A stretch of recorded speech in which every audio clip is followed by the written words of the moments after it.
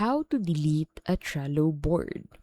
Want to permanently remove a Trello board? Here's the quick step-by-step guide. So first, open up your Trello account, and then from here, go ahead and select the board that you want to delete. For example, this board. Simply click on it, and that will take you here.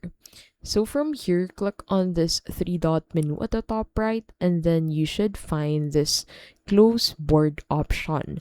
Now this would allow you to simply close this board, so you'd be able to hide the board, but it does not delete it yet.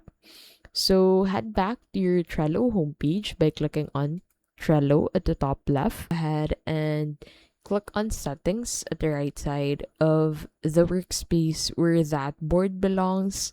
Scroll down and click on this delete workspace button and make sure to confirm this.